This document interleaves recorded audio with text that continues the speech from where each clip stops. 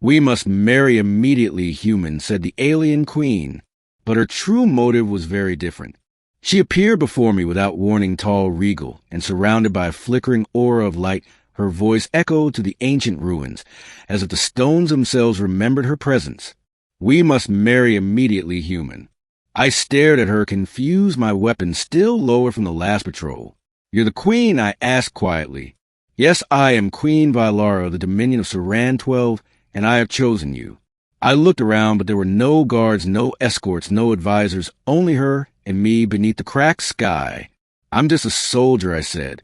She stepped closer, her eyes shimmered with deep gold, and something I could not quite read. "You are more than that. You are the one who saved my daughter." "That was months ago." I replied I didn't expect anything in return. "And yet I owe you more than my life, for without her, I would have ended the war in grief and fire." I didn't answer. Her voice was calm, but beneath it, there was something else, something urgent. "This isn't about gratitude, is it?" I asked. Her eyes narrowed just slightly. "You are perceptive. That will serve us well in the coming days." "So this marriage you want for a reason beyond bonding?" "Yes." "Then tell me the truth." She exhaled slowly, and the wind around us shifted. "There is a tradition among my people," she began. "When a queen's reign is challenged, she may invoke the right of binding. If she is wed to one outside the royal houses, it nullifies claims from within her court for a time at least. So you need to marry me to hold your throne." "Exactly." I folded my arms.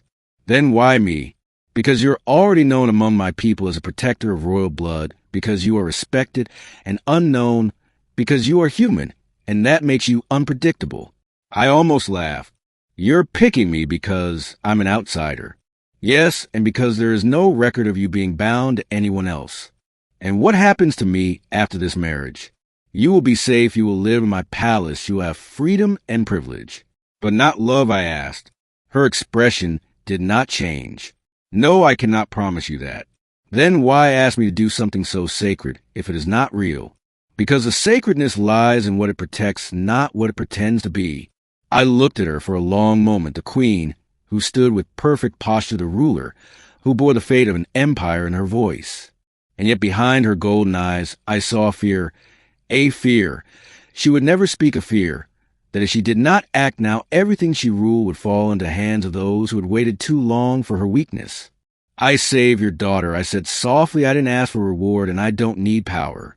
"But you do need something else," she said quietly. "What?" "A reason." I opened my mouth to speak, but paused. She was right. I had wandered since the war ended, moved from post to post, mission to mission, always running, always alone. Maybe I didn't want power or palace halls, but maybe I wanted to matter, and she was giving me a chance to matter. "I'll do it," I said. She blinked once as if surprised and gave the slightest nod. "Prepare yourself. You will be brought to my world by nightfall." As she turned to leave, I called out, "And what about you? What happens if they find out this was all to protect your throne?" She stopped but didn't look back.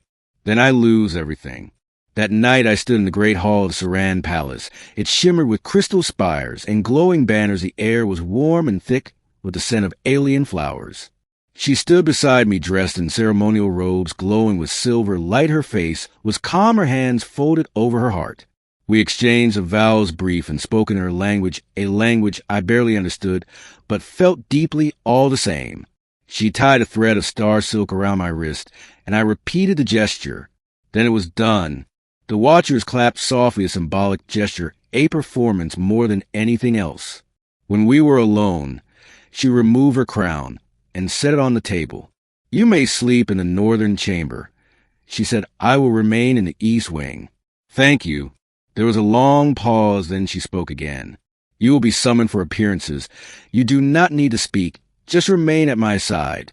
And if I do, they will believe the marriage is true, and they will back down." But her enemies did not back down. Within days, there were whispers in the court, faces I did not recognize watching us with interest too intense to be casual. One night, she came to my room, eyes heavy with worry. "They are going to question the bond," she said softly. "They suspect you are only here to protect me. Aren't I?" She looked down.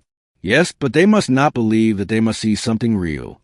So we began to walk together through the gardens, held hands in the market, sat close at the gatherings. At first, it was strange, a performance every day, a lie told with smiles and gestures. But slowly something shifted. I began to notice the way she paused before answering, a quiet way she stared at the stars when she thought no one watched. She began to ask me questions not about duty, but about me, my world, my past, the things I lost. And I answered. We became something more than strangers, more than actors. One evening in the high garden, she sat beside me on the stone bench and said, "You were right to ask about love before." I said nothing. I told you I could not promise it, but now I wonder if I was wrong. I looked at her. She was not wearing her crown, her hair was loose, and the wind carried the scent of something sweet from the trees. What are you saying? That perhaps this bond was not only made to save my throne. She reached for my hand, and this time it was not for show. I have come to know you, and I find that I do not wish to be without you. I looked down at our hands. You asked me to marry you because you were afraid. Yes, and now I ask you again because I am not afraid.